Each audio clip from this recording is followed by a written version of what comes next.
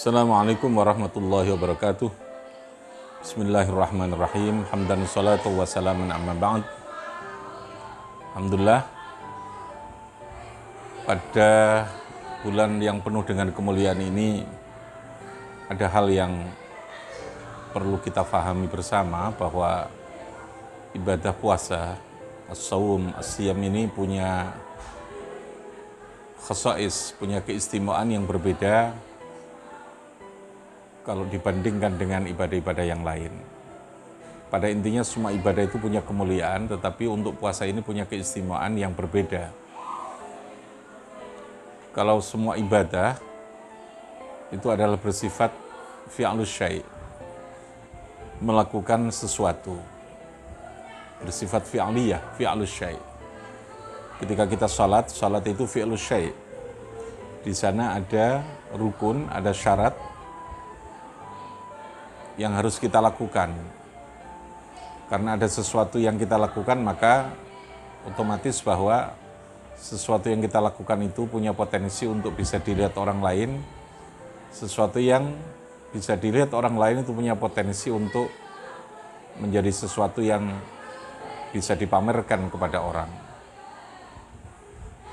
Berbeda dengan itu adalah ibadah puasa. Kalau puasa ini adalah ibadah yang bersifat tarkiyah, meninggalkan sesuatu, artinya tarkus syai', meninggalkan sesuatu, tarkul akli, tarkus syurbi, tarkul jima'i, dan yang lainnya.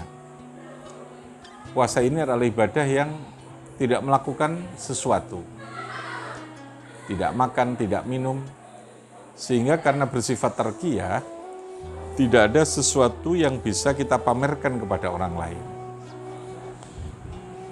Oleh karena itu Allah menyebutkan bahwa as-saumu li wa ana adzzi bihi dalam hadis qutsinya. Puasa itu adalah ibadah yang memang sangat privasi, yang sangat pribadi, yang hanya untuk saya. Wa ana adzzi bihi, dan saya yang akan memberikan balasan terhadap ibadah puasa itu.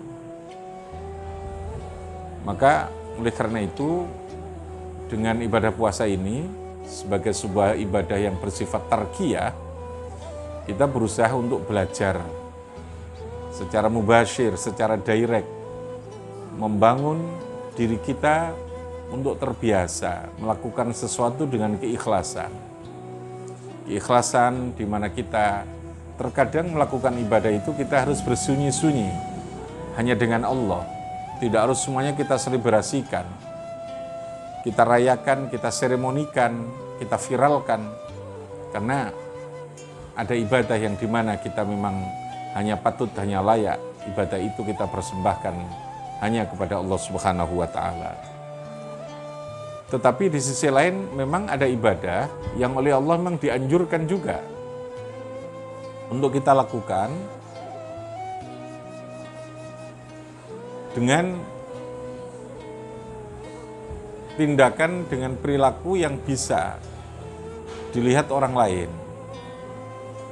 Tujuannya apa? Tujuannya untuk membangun syiar, memotivasi kepada semua untuk bisa melakukan kebaikan yang sama. Contohnya jamaah sholat. Jamaah sholat itu sesuatu yang sangat dianjurkan. Ketika sholat maktubah oleh Allah, kita dianjurkan untuk melakukan sholat itu dengan berjamaah. Bahkan ada yang mengatakan jamaah itu wajib, bukan hanya fardu kifayah. Kenapa? Karena di dalam berjamaah itu Allah ingin mengajarkan kebersamaan. Yang kebersamaan itu tentu harus membangun sesuatu secara bersama-sama dan harus membangkitkan sebuah syiar dan motivasi kepada masyarakat untuk bisa melakukan hal yang sama.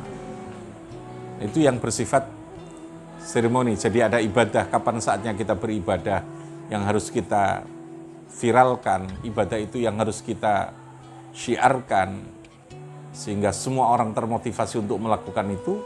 Tapi ada ibadah-ibadah tertentu yang harus kita sembunyikan agar supaya ibadah itu betul-betul hanya berada dalam hubungan kita kepada Allah Subhanahu wa Ta'ala. Pada intinya semua ibadah harus kita niatkan karena Allah. Baik ketika ibadah itu dalam suasana yang terseremonialkan, dalam suasana yang terpublikasikan, maupun ibadah yang memang hanya kita khususkan untuk pribadi kita hubungan dengan Allah, semuanya harus betul-betul mukhlishina lahuddin, kita lakukan dengan motivasi, dengan tujuan hanya karena Allah Subhanahu wa Ta'ala. Puasa mengajarkan kita sebagai sebuah ibadah yang bersifat tarkiyah, untuk kita bisa melakukan terkadang ibadah yang memang hanya kita peruntukkan kepada Allah. Di sini keikhlasan kita bangun, kita latih di dalam diri kita, sehingga ketika kita harus melakukan sebuah ibadah yang bersifat publik, maka kita tetap berada di dalam keikhlasan yang tinggi kepada Allah Subhanahu wa Ta'ala. Inilah salah satu kenapa kita diperintahkan untuk berpuasa, karena untuk membangun ketakwaan dengan keikhlasan yang tinggi ini. Wallahul muwaffiq ila aqwamit thoriq. Wassalamualaikum warahmatullahi wabarakatuh.